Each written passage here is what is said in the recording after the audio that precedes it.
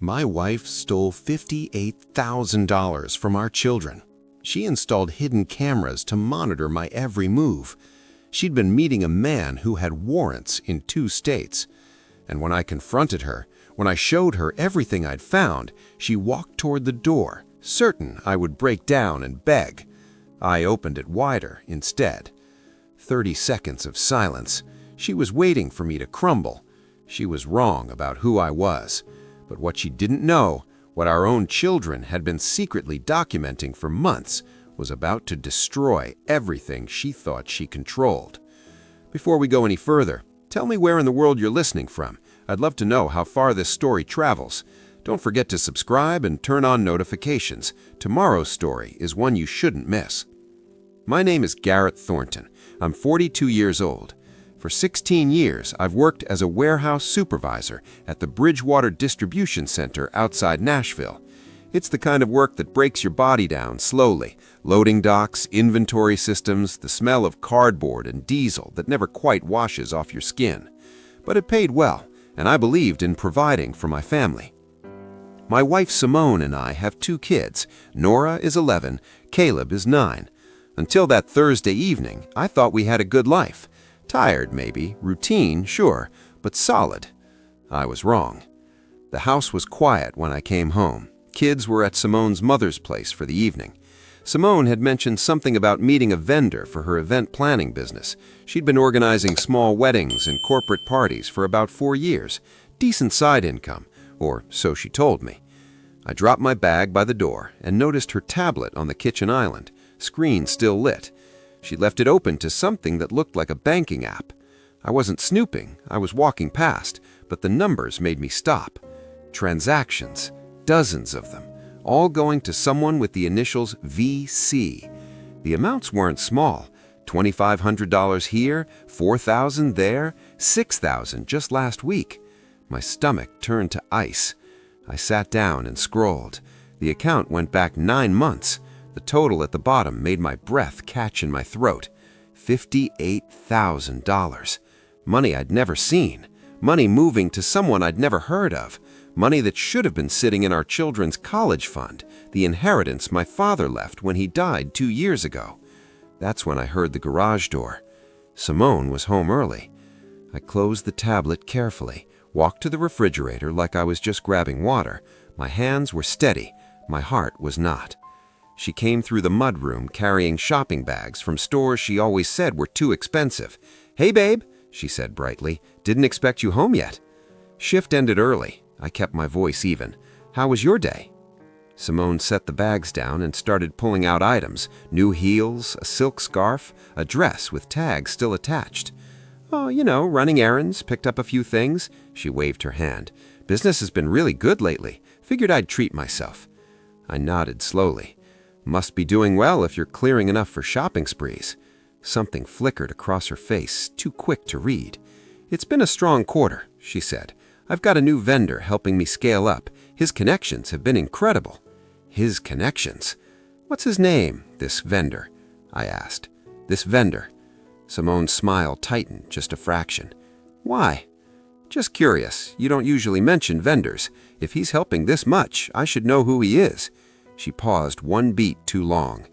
"Victor," she said finally. "Victor Crane. He's an event supplier out of Kicksville. Very professional." Victor Crane, VC. I took a drink of water to hide the fury building in my chest. "Sounds like a good connection," I said. "Yeah." She was already turning away. "I'm going to shower. Long day." She disappeared upstairs. I stood there staring at the tablet, at the shopping bags, at the life I thought I understood. Then I picked up the tablet and started taking photos of every transaction, because I'd learned something in 16 years of warehouse work. When you spot inventory going missing, you don't confront the thief immediately. You document everything first. I didn't sleep that night. While Simone lay next to me breathing steadily, I lay awake, calculating everything I thought I knew against everything I'd just discovered. The next morning, I called in sick to work, first time in 3 years. Then I drove to my brother Warren's apartment across town. Warren was 45, divorced, and worked in IT security for a hospital network, the kind of guy companies called when they suspected someone was stealing data or accessing things they shouldn't. If anyone could help me understand what I was dealing with, it was him. He answered the door in sweatpants, coffee in hand. "Garrett? What's wrong?" "I need your help," I said, "and I need you to not ask questions until I'm finished explaining." 20 minutes later, Warren was staring at the photos on my phone, his face getting darker with each swipe. $58,000, he said quietly. "And you've never seen this account before?" "Never." "These transactions are structured," Warren said. "See how they're all under $5,000? That's deliberate. Keeps them below certain reporting thresholds. Whoever set this up knew what they were doing." "Victor Crane," I said. "That's who the money's going to." Warren typed the name into his laptop. His eyebrows rose. "Garrett, Victor Crane has active warrants in Kentucky and Georgia, fraud charges. He's been running wedding vendor scams for years, takes deposits for services, disappears before the event. There's a whole forum of people he's ripped off." The room tilted slightly. "Simone's been sending our children's college fund to a con artist?" "It looks that way, but here's what I don't understand." Warren turned the laptop toward me. "If he's scamming people, why is your wife sending him money? Usually it works the other way around." I didn't have an answer. Not yet. That night, I went through Simone's tablet more carefully while she was at a client dinner. I found emails, photos, text message backups she didn't know synced to the cloud. The emails between Simone and Victor weren't professional. They were intimate. They were planning a future together. She'd been using the event planning business as cover, meeting Victor twice a week at a rental property in Franklin. She wasn't her victim. She was her partner, helping him identify targets through her wedding clients, taking a cut of deposits that would never become real services. My wife wasn't just having an affair. She was helping him steal from other people while stealing from me. I sat in the dark until midnight, reading every word, screenshotting every transaction. My hands were steady. My breathing was calm. Panic doesn't help when you're surrounded by danger.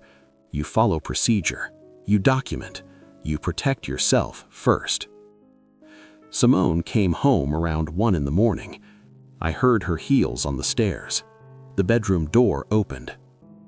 "Garrett, you're still awake?" "Couldn't sleep," I said. She walked toward the bathroom, then stopped, turned back toward me. "Is everything okay? You seem off." I looked at her, this woman I'd shared a bed with for 16 years, this stranger wearing my wife's face. "Everything's fine," I said, "just tired." She studied me for a moment, then shrugged and went to shower. I waited until the water was running. Then I texted Warren, "It's worse than I thought. She's not her victim. She's her partner. I need a few more days to build the full picture before I make my move." The confrontation came 3 days later. I'd gathered enough evidence to fill a folder: bank statements, emails, photos of Simone and Victor together that she'd carelessly backed up to the cloud, records of his scam operation that she'd saved on her tablet. I waited until the kids were at school. Then I set it all on the kitchen table and waited for Simone to come downstairs. Her face went white when she saw the documents. "You went through my things," she whispered. "You stole from our children," I said calmly. $58,000, my father's inheritance, money meant for Nora and Caleb's education. I was going to pay it back. With what? The money you're making helping Victor Crane run wedding scams? The deposits you're stealing from people on the happiest day of their lives? Simone's expression shifted from shock to calculation to something like defiance. "You don't understand the situation, Garrett. Victor has a plan. He's building something legitimate. I'm helping him transition. You're helping a criminal with our children's future." She grabbed her keys from the counter. "I don't have to listen to this." She walked toward the front door, then stopped, her hand on the frame, waiting. I knew what she expected. Tears, begging, the desperate plea for her to stay, to work things out, to give me another chance to be enough for her. Instead, I walked past her and pulled the door wider. "What are you doing?" she whispered. "Giving you what you want," I said calmly. "Go be with someone who thinks stealing from children is acceptable. Go be with someone who sees you as a partner in crime." 30 seconds of silence. She was waiting for me to crack. I didn't. She gambled everything on my love being unconditional. She bet wrong. But what I didn't know yet was worse than the stolen money. Simone left that night. I watched from the upstairs window as she sat in her car for 20 minutes, probably calling Victor, probably spinning some story about her unreasonable husband. Eventually, she drove off and I went back to work. Not emotional work, practical work, the kind that keeps you moving when everything else is falling apart. Warren arrived at 6 the next morning carrying a case full of equipment I didn't understand. We sat in my home office while the house stayed silent, and I showed him everything I'd discovered.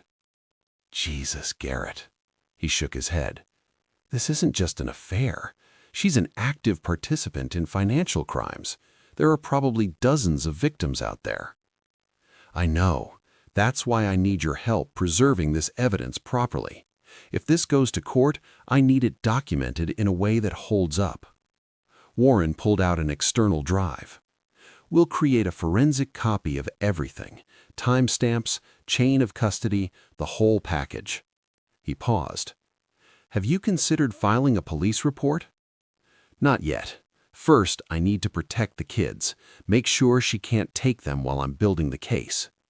Warren nodded, then stopped typing. His face changed.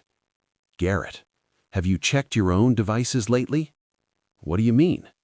"If Simone's paranoid enough to hide money and help her boyfriend run scams, she's paranoid enough to monitor you." He pulled my laptop across the table and started running commands I'd never seen before. 5 minutes later, his face went gray. "What?" I asked. "There are surveillance apps on your home network," Warren said quietly. "Hidden cameras, Garrett, at least 3 of them. One in the living room, one in your office, one in the kitchen. They've been active for at least 8 months.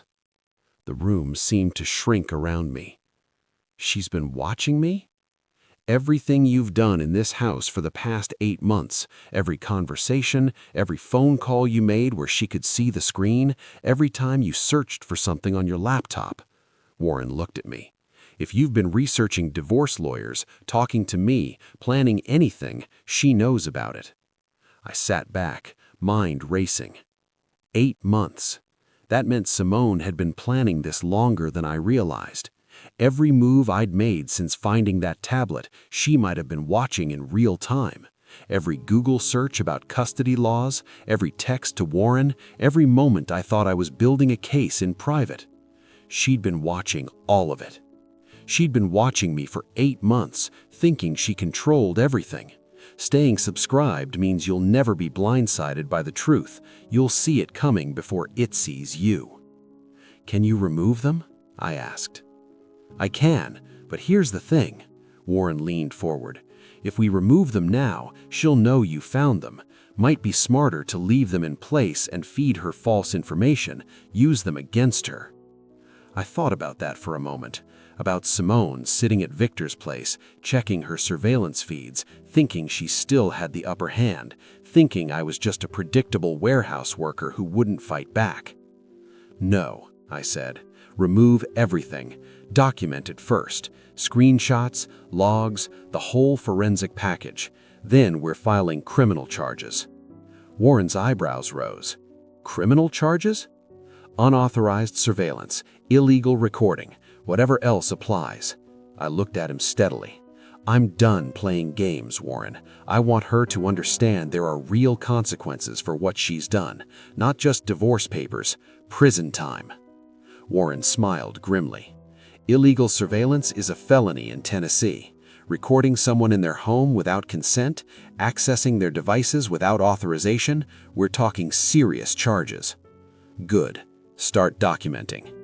As Warren worked, I walked downstairs and made coffee, watching the sunrise through the kitchen window.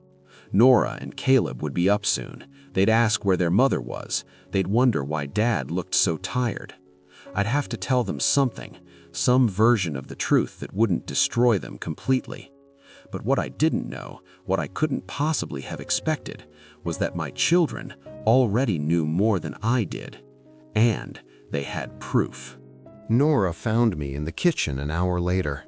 Warren had just left with copies of everything: the surveillance logs, the financial records, the forensic documentation of every camera Simone had hidden in our home.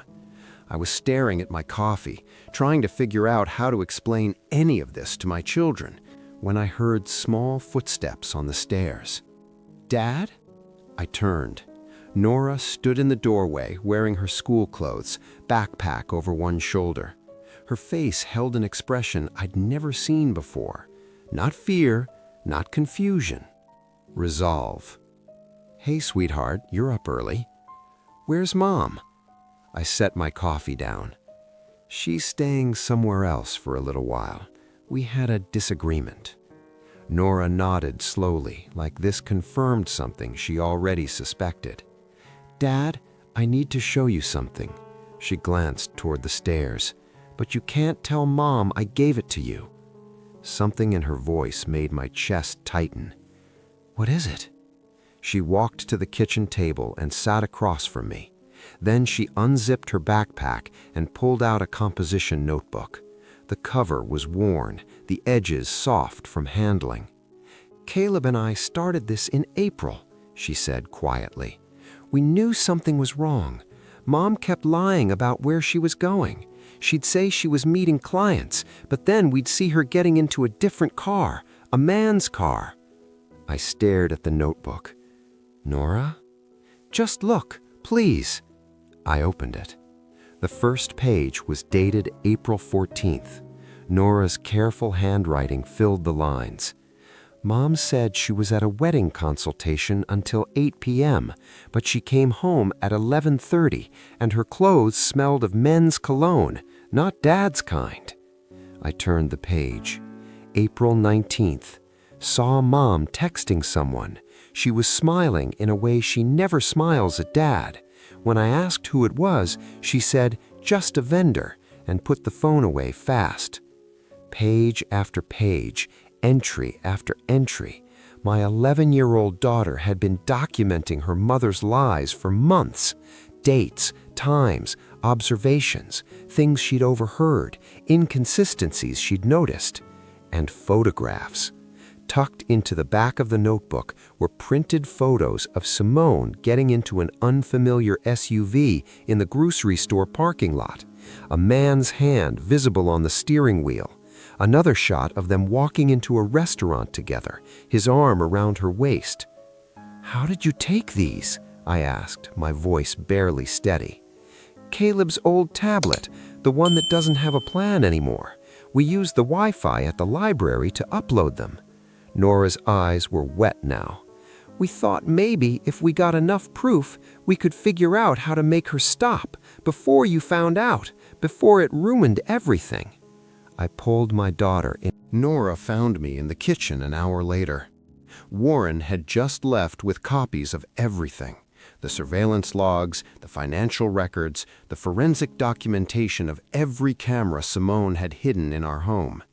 I was staring at my coffee, trying to figure out how to explain any of this to my children, when I heard small footsteps on the stairs. "Dad?" I turned. Nora stood in the doorway wearing her school clothes, backpack over one shoulder. Her face held an expression I'd never seen before. Not fear, not confusion. Resolve. "Hey, sweetheart, you're up early. Where's Mom?" I set my coffee down. "She's staying somewhere else for a little while. We had a disagreement." Nora nodded slowly, like this confirmed something she already suspected. "Dad, I need to show you something." She glanced toward the stairs. "But you can't tell Mom I gave it to you."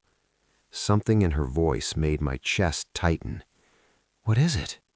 She walked to the kitchen table and sat across from me. Then she unzipped her backpack and pulled out a composition notebook. The cover was worn, the edges soft from handling. "Caleb and I started this in April," she said quietly. "We knew something was wrong.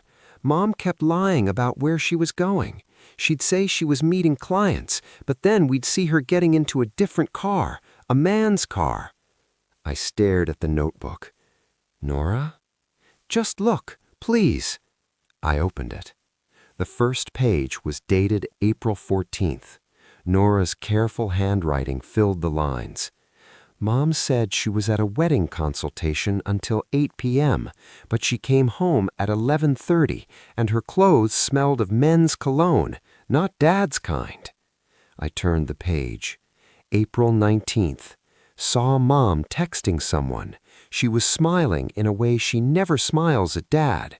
When I asked who it was, she said, "Just a vendor," and put the phone away fast. Page after page, entry after entry. My 11-year-old daughter had been documenting her mother's lies for months.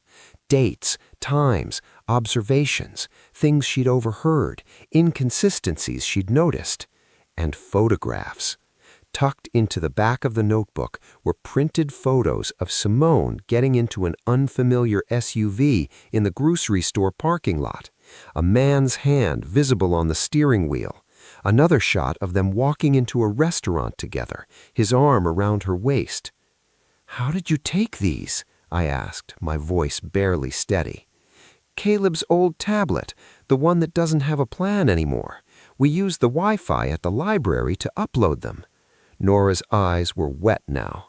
"We thought maybe if we got enough proof, we could figure out how to make her stop, before you found out, before it ruined everything."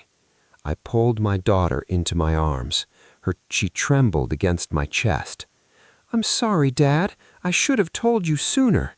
But I was scared you'd be mad at us for spying, or that you wouldn't believe us, or that—" "Nora, listen to me." I held her at arm's length so I could look into her eyes. "This was never your job. You should never have had to carry this." "But we wanted to protect you, protect our family." My 11-year-old daughter had been carrying this weight for months, trying to protect our family while her mother destroyed it. If your children were watching your life right now, what would they see? Caleb appeared in the doorway, 9 years old, still in his pajamas, looking terrified. "Is Nora in trouble?" "No," I said firmly. "Neither of you is in trouble. Come here." He ran to me and I pulled both children close. "I need to see everything you have," I said. "Every photo, every recording, everything you documented. Can you show me all of it?" They nodded. What they showed me over the next hour was methodical, thorough, devastating. Voice recordings of Simone talking to Victor on the phone, captured when she thought she was alone. Screenshots of text messages photographed through windows when she left her phone unattended. A video of Simone and Victor kissing in a parking lot, filmed from the back seat of our car when the kids had hidden there during one of her client meetings. My children had built a better case against their mother than any private investigator could have managed, and they did it because they loved their family enough to try to save it. Warren came back that afternoon. I had sent the kids to my neighbor's house, told them I needed a few hours to sort things out. They went reluctantly, looking back at me like they were afraid I'd disappear too. When Warren saw what Nora and Caleb had collected, he sat down heavily in the kitchen chair. "Garrett, this changes everything." "I know." "No, you don't understand." He spread the photos across the table. With this evidence, plus what we pulled from Simone's tablet, plus the surveillance documentation, you've got an airtight case. Custody, divorce, criminal charges, everything. What about Victor Crane? Warren pulled out his laptop. That's what I came to tell you. I did more digging last night. Victor Crane isn't just a wedding scammer. He's connected to a fraud network that spans 4 states. He turned the screen toward me. News articles, court documents, victim testimonials from an online forum. He's been running this scheme for 7 years, Warren continued. Sets up as a wedding vendor, catering, photography, DJ services, takes deposits, sometimes full payments, then disappears before the event, changes names, moves to a new city, starts over. And Simone's been helping him? Looks like she's been feeding him leads. Her event planning clients, she's been identifying which ones have money, which ones are paying cash, which ones won't ask too many questions. Warren's jaw tightened. There are at least 15 victims in Tennessee alone who lost deposits to vendors Simone recommended, vendors who turned out to be Victor using different names. The scope of it made me dizzy. She's not just having an affair, she's an accomplice to fraud. Felony-level fraud, Warren confirmed. The FBI has an open investigation into Victor's network. When they find out your wife has been funneling him money and identifying targets, he shook his head. She's looking at federal charges, Garrett, not just state. I thought about the $58,000, my father's inheritance, money he'd worked his whole life to save, left specifically for his grandchildren's futures. Simone had stolen it to fund a criminal's lifestyle while helping him rob other families of their happiest memories. What do we do now? First, we contact my attorney friend in Memphis. She handles federal cases. Warren started typing on his phone. Then we file for emergency custody. Given the surveillance, the theft, the criminal enterprise, no judge is going to let Simone near those kids unsupervised. My phone buzzed. A text from Simone. We need to talk. I'm coming by tomorrow to get my things. I showed it to Warren. Let her come, he said, but I want cameras rolling when she does, legal ones this time, with your consent documented. You think she'll incriminate herself? I think she still believes she's in control. People like that always slip up when they think they're winning. He was right. Simone had no idea what we'd found, no idea what her own children had documented, no idea that the trap she'd built around me was about to close around her instead. But there was something else I hadn't told Warren, something I'd been ignoring for months. The cough that wouldn't go away, the shortness of breath after climbing stairs, the exhaustion that sleep couldn't touch. I was wrong about that, too. A week passed. Warren filed the emergency custody motion. I went back to work because bills don't wait for broken marriages. The collapse happened on a Tuesday. I was on the loading dock, directing a shipment of industrial equipment, when the edges of my vision went gray. One moment I was checking manifests, the next I was on my knees, gasping for air while my supervisor shouted for someone to call 911. The hospital kept me overnight. Tests, scans, a parade of doctors with increasingly serious expressions. Dr. Nasseri, the pulmonologist, delivered the diagnosis the next morning. Chronic respiratory inflammation, she said, pointing to the imaging on her screen. Your lungs show significant damage consistent with prolonged exposure to industrial irritants, dust, chemical residue, poor ventilation. How long have you been experiencing symptoms? 6 months, maybe longer. And you didn't seek treatment? I thought it was allergies, stress. She shook her head.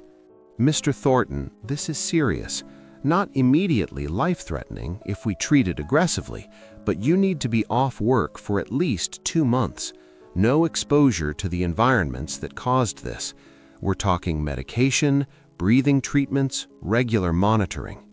And if I don't? Permanent lung damage, reduced capacity, the kind of condition that doesn't get better. I sat with that information for a long moment. 2 months off work, medical bills, a divorce and custody battle looming, and now this. "There's someone I need to call," I said. I didn't call Simone. I called Warren, told him what happened, asked him to pick up the kids from school. But Simone found out anyway. She showed up at the hospital that evening, still wearing clothes that looked too expensive for someone whose accounts I now knew were draining fast. "Garrett," she stood in the doorway of my room, "I heard you collapsed." "News travels fast." She walked in and sat in the chair beside my bed. For a moment, she almost looked like the woman I'd married, concerned, present. "The doctor said it's serious, lung damage from the warehouse." "That's what they tell me." Simone leaned forward. "This changes things, Garrett. If you're going to be disabled, if you can't work, we need to talk about what happens next. The house, the accounts, the children." I watched her carefully. "What about them?" "Well, if you're going to be recovering from months, the kids need stability. They need a parent who can actually take care of them." She paused. "Maybe it makes sense for them to stay with me, just until you're back on your feet." There it was. Not, "How are you feeling?" Not, "What can I do to help?" Not, "I'm sorry this happened." Just calculation, strategy, how to use my illness to get what she wanted. "Simone, you stole $58,000 from our children's college fund. You've been helping your boyfriend run fraud schemes. You installed hidden cameras in our home to spy on me." I kept my voice steady, despite the rage building in my chest. "And your response to finding out I'm seriously ill is to ask for custody?" Her face hardened. "You're going to throw accusations at me while you're lying in a hospital bed? That's low, Garrett, even for you." "The accusations are documented. Every transaction, every camera, every lie you told." I met her eyes. "And our children documented the rest. Photos, videos, recordings. They've been watching you for months." The color drained from her face. "You're lying." "Am I?" In that moment, I finally understood. She didn't want me to recover. She wanted me out of the way. Have you ever realized someone was just waiting for you to fail? Simone stood up abruptly. "This isn't over, Garrett." "No," I agreed, "it isn't. But you should know when you walk out of this room, you're walking into a federal investigation. The FBI is very interested in Victor Crane's operation and in everyone who helped him." She left without another word. I lay back against the pillow and closed my eyes. Tomorrow, the real fight would begin. Simone hired a lawyer within 3 days of leaving that hospital room. I knew because my attorney, Patricia Vance, called me with an update that made my jaw clench. "Her counsel filed a motion this morning," Patricia said. "They're claiming you're an unfit father, citing your medical condition, your work schedule, your supposed inability to provide stable care during your recovery." I gripped the phone tighter. "She stole from our children. She helped her boyfriend commit fraud. She installed illegal surveillance in our home, and she's calling me unfit?" "That's exactly what she's doing. Her lawyer is gambling that the judge will see a sick father who can't work versus a mother who wants her children back." Patricia paused. "They're also claiming parental alienation, saying you turned Nora and Caleb against her." "I didn't turn them against anyone. They documented her affair themselves." "I know, and that's exactly what we're going to prove." The custody hearing was scheduled for the following week. Warren helped me organize everything: the financial records, the surveillance documentation, the forensic analysis of Simone's tablet, and, most importantly, the children's evidence. Nora asked to testify. "Absolutely not," I said when she brought it up. "You're 11 years old. I'm not putting you on a witness stand." "But Dad, if I don't tell them what happened, they might believe Mom's lies." Her voice was steady, older than her years. "I'm not scared. I want to help." "Sweetheart, you've already helped. The notebook, the photos, the recordings, that's all evidence. The lawyers can present it without you having to face your mother in court." But Nora shook her head. "It's not the same. They need to hear it from me. They need to understand why Caleb and I did what we did." I looked at my daughter, this fierce, brave child who'd been carrying adult burdens for months. Part of me wanted to protect her from everything. Another part recognized that she'd already been through worse than most adults ever face. "Let me talk to Patricia," I said finally. "We'll figure out the best way to handle this." The custody hearing was scheduled for the following week. Warren helped me organize everything: the financial records, the surveillance documentation, the forensic analysis of Simone's tablet, and, most importantly, the children's evidence. Simone arrived with her lawyer, a young man in an expensive suit who looked like he'd rehearsed his outrage in a mirror.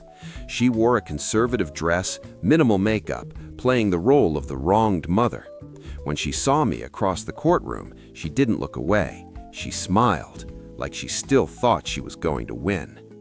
Her lawyer went first, painted a picture of a devoted mother separated from her children by a vindicative husband, claimed my medical condition made me incapable of providing proper care, suggested that the children's alleged evidence was coached, manipulated, fabricated by a father desperate to punish his wife for leaving. Then Patricia stood up. "Your Honor, I'd like to present Exhibit A through Exhibit M." The screens lit up with bank statements, transfer records, photos of Simone and Victor Crane together, screenshots of their intimate emails, documentation of the hidden cameras, forensic analysis proving they'd been active for 8 months. Simone's lawyer objected, called it illegally obtained. Patricia calmly explained the chain of custody, the forensic timestamps, the fact that Simone had backed everything up to a cloud service she forgot she shared with the family account. Then came the children's evidence. Nora's notebook was projected on the screen, page after page of careful observations, dates, times, lies documented and contradicted. "This notebook," Patricia said, "was created by an 11-year-old girl who noticed her mother's behavior didn't match her words. Without any adult guidance, she and her 9-year-old brother began documenting inconsistencies because they were trying to understand what was happening to their family." She played one of Caleb's recordings, Simone's voice unmistakable, telling Victor she loved him, planning their future, laughing how Garrett would never figure it out. The courtroom went silent. Simone's face had gone pale. Her lawyer was shuffling papers, looking for something to say. But Patricia wasn't finished. "Your Honor, there's one more witness we'd like to call, someone who can speak to Mrs. Thornton's pattern of behavior over a much longer time frame." The courtroom doors opened, and Simone's mother walked in. I'd barely spoken to Dolores Beckett in 16 years of marriage. She lived in Chattanooga, and even when the kids visited their grandmother, I was usually working. Simone always found excuses to keep us apart. Now I understood why. Dolores was 71 years old, silver-haired, and walked with the kind of quiet dignity that filled a room. She didn't look at Simone as she passed. She kept her eyes forward, focused on the witness stand. After she was sworn in, Patricia approached gently. "Mrs. Beckett, thank you for being here today. Can you state your relationship to Simone Thornton?" "She's my daughter." Dolores's voice was steady but tired. "My only child." "And why are you here today?" Dolores finally looked at Simone. Something old and sad passed between them. "Because my granddaughter called me crying. She said she was afraid the court would make her live with her mother. She said she and her brother had documented everything Simone did, but they were scared it wouldn't matter." Dolores's hands tightened in her lap. "No child should have to fear being taken from a good parent and given to a bad one." "Mrs. Beckett, can you describe your daughter's history with honesty?" Simone's lawyer shot to his feet. "Objection! Character assassination." "Your Honor," Patricia said calmly, "the respondent's counsel has claimed these children were manipulated into fabricating evidence. Mrs. Beckett can establish that her daughter's pattern of deception began long before this marriage. I'll allow it, the judge said, briefly. Dolores took a breath. Simone started lying when she was 14. Small things at first, where she'd been, who she was with. Then money started disappearing from my purse. She blamed it on friends, on me, on anyone but herself. She paused. In college, she had an affair with a married professor, nearly destroyed his career. She laughed about it afterwards, said he should have known better. The courtroom was silent. When she married Garrett, I hoped she'd changed. He was steady, kind, the kind of man who keeps his promises. Dolores looked at me for the first time. I'm sorry I never warned you. I kept hoping she'd grow out of it. I was wrong. Patricia nodded. Mrs. Beckett, are you prepared to testify that, in your opinion, based on decades of observation, your daughter should not have primary custody of her children? Dolores closed her eyes briefly. When she opened them, they were wet. Those children deserve stability. They deserve a parent who puts them first. Simone has never put anyone first but herself, not even as a child. Her voice cracked slightly. I know how that sounds, a mother saying that about her daughter, but it's the truth, and I'm tired of pretending otherwise.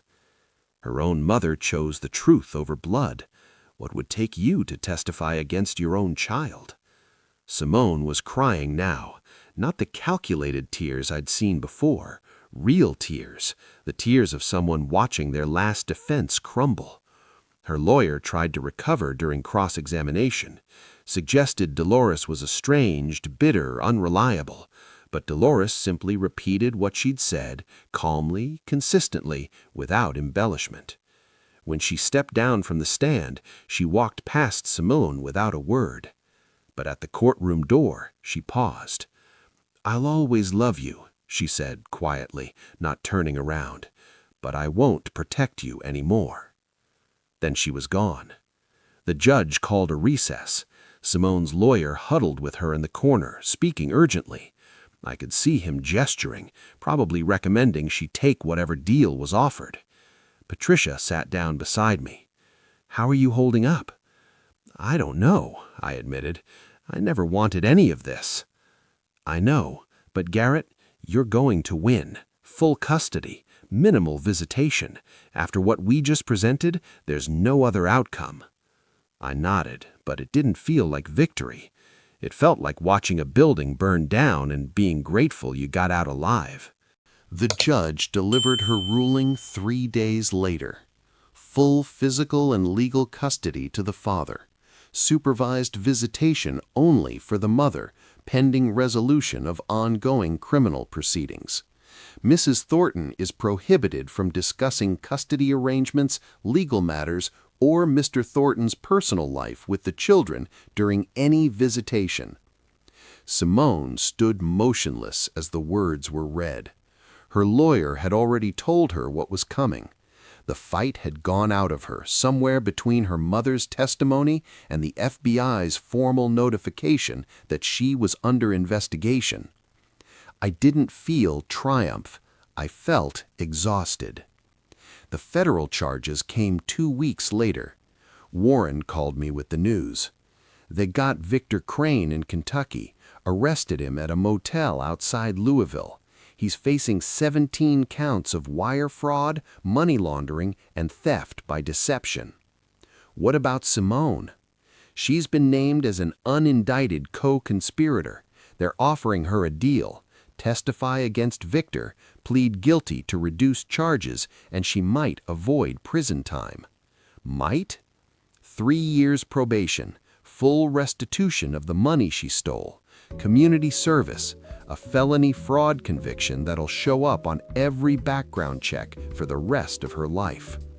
I thought about the $58,000, my father's inheritance, money meant for Nora and Caleb's futures, now being clawed back through legal proceedings that would take months. She's going to take the deal? Her lawyer is recommending it. The alternative is trial, And with the evidence you've got, the financial records, the emails, her own mother's testimony, she'd be looking at actual prison time. Simone took the deal. I found out when Patricia called me with the finalized plea agreement. 3 years probation, $58,000 in restitution to be paid over 5 years, 200 hours of community service, mandatory counseling, and a felony fraud conviction that would show up on every background check for the rest of her life. "It's done, Garrett," Patricia said. "The custody order is finalized. The criminal case is closed. You can start rebuilding." Rebuilding. The word felt strange, like trying to describe a color you've never seen. Simone tried to approach me outside the courthouse after her sentencing hearing. I'd come to watch, not out of vindication, but because I needed to see it end. She looked smaller somehow. The expensive clothes were gone, replaced by something ordinary. Her makeup couldn't hide the exhaustion in her face. "Garrett, please." I stopped, but didn't turn around. "I made mistakes," she said, her voice cracking. "Terrible mistakes, but you're taking everything from me. My children, my inheritance, my freedom." I turned to face her. "No, Simone, you took everything from yourself. I'm just making sure you can't take anything more from me or the kids." Her face twisted, not with rage this time, with something worse. Recognition. "When they're older," she said quietly, "Nora and Caleb will hate you for this, for keeping them from their mother." "They kept themselves from you," I replied. "They documented your affair because they knew you were destroying this family. They chose me, Simone, not because I manipulated them, but because you showed them exactly who you are." I walked away. Behind me, I heard her crying, real sobs this time, the sound of someone finally understanding that consequences aren't optional. But I didn't look back. Some doors, once opened, need to stay that way. 1 year later, I stood in my kitchen making breakfast for Nora and Caleb, watching the morning light stream through windows I'd cleaned the day before. The house felt different now. Not empty, just quieter, honest in a way it hadn't been for years. My lungs were healing, slowly but surely. The breathing treatments had worked, and Dr. Nasseri said I might be able to return to work in a different capacity. Safety compliance, maybe, training new employees, something that kept me away from the dust and chemicals that had been slowly poisoning me while I was too busy providing to notice. Victor Crane was serving 6 years in federal prison. The FBI investigation had unraveled his entire operation, 17 counts of wire fraud, money laundering, and theft by deception. Dozens of families had come forward once the news broke. Couples who'd lost deposits for weddings that never happened. Small business owners who'd trusted the wrong vendor. All of them victims of a man my wife had chosen over her own children. Simone saw Nora and Caleb once a month now, supervised visits at a family center where a social worker monitored every interaction. The kids told me she mostly cried and talked about how unfair everything was. Caleb said he felt sorry for her sometimes. Nora said she didn't. I didn't encourage either feeling. They were old enough to form their own opinions. My job wasn't to make them hate their mother or forgive her. My job was to keep them safe, keep them loved, and let them heal at their own pace. Warren came over that Saturday to help me finish painting the guest bedroom. We'd been slowly updating the house over the past few months, not erasing Simone's presence exactly, just replacing it with something that felt like ours, mine and the kids. "You doing okay?" Warren asked, watching me work. "Yeah," I said, and meant it. For the first time in years, I feel like I can breathe, literally and figuratively. "The kids seem good too," he observed. "Nora made honor roll again. Caleb's soccer team won their tournament last weekend." "They're resilient," I said, "stronger than I gave them credit for." We worked in comfortable silence for a while. brothers who'd been through something together and come out the other side. That afternoon, I sat down with Nora and Caleb in the living room. "I want to talk to you both about something," I said. They looked at me with that particular wariness children develop when they've seen too much fall apart. "Are you sick again?" Caleb asked. "No, buddy, nothing like that." I took a breath. "I just wanted to say thank you for being brave, for telling the truth when it would have been easier to stay quiet, for trusting me enough to show me what you'd found." Nora's eyes got wet, but she didn't cry. "We didn't want our family to break, Dad." "I know, and it did break in some ways, but we're building something new, something honest." I looked at both of them. "Whatever happens next, whatever the future looks like, I want you to know that I'm proud of you. Not because you gathered evidence or helped win a custody case, but because you chose truth over comfortable lies. That takes more courage than most adults ever find." Caleb hugged me. Nora joined a moment later. We stayed like that for a long time. That night, after the kids were asleep, I sat on the back porch with a cup of coffee, looking at the stars through the branches of the old oak tree my grandfather had planted 50 years ago. I thought about the man I'd been when this started, the man who'd ignored warning signs because he wanted to believe his wife loved him, the man who'd worked himself sick trying to provide for a family that was already being hollowed out from the inside. That man was gone, burned away by betrayal and rebuilt through necessity. The man I was now understood something that man hadn't. Love without integrity is just performance. Simone had performed for 16 years, and I'd applauded every act. But my children had seen through it, had documented it, had chosen truth over the comfort of pretending everything was fine. I didn't hate Simone anymore. I didn't feel much of anything for her, except a distant sadness for what might have been if she'd been someone else, someone capable of honesty, someone who understood that family wasn't something you used, it was something you protected. But I was grateful, in a strange way, that it ended when it did, before I'd lost more years, before the kids had learned that staying in a broken situation was normal, before I'd forgotten what it felt like to wake up without the weight of someone else's deception pressing down on my chest. Nora and Caleb deserved better than a father who accepted betrayal as the price of keeping peace. They deserved a father who showed them that self-respect wasn't optional, that protecting your family sometimes meant standing alone, that opening a door wider for someone to leave was more dignified than begging them to stay. And I'd given them that. Not perfectly, maybe, but honestly, which was more than their mother had ever managed. The future stretched ahead, uncertain but clean. No lies hiding in phones, no money disappearing from accounts, no pretending that everything was fine when it was falling apart. Just me and my children building something real on a foundation of truth.